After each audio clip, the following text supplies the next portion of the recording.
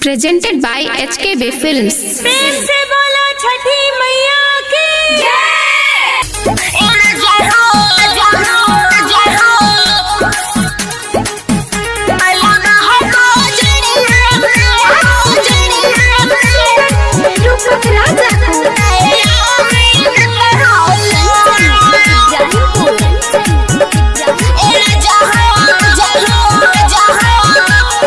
कैसे के करबू तू छठी माई के पूजा असो भर मान जाना ए हमारे सुगा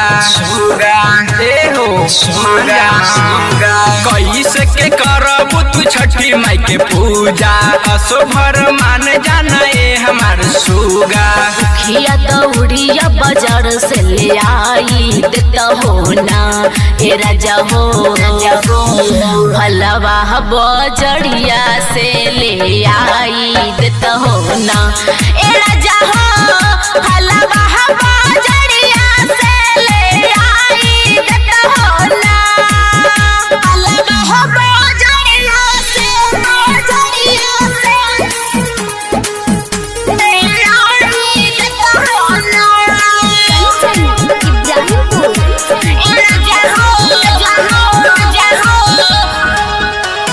पर साल करी हाथ बढ़िया से माई के बरत हो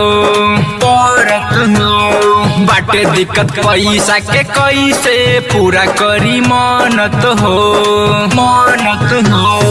पर साल करी हाथ बढ़िया से माई के बरत हो बाटे दिक्कत पैसा के कैसे पूरा करी मनत हो कांच ही बस के बहंगिया मंगाई देता हो ना ए राजा हो भलवा बजड़िया से ले आई देता हो ना ए राजा हो भलवा बजड़िया से ले आई देता हो ना भलवा बजड़िया से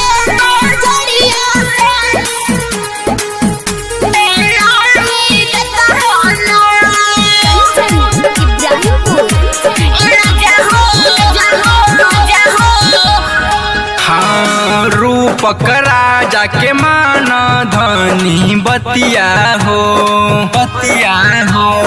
इहे ठीक लागे न तहरो सुना न दतिया हो रूपक राजा के मान धनी बतिया हो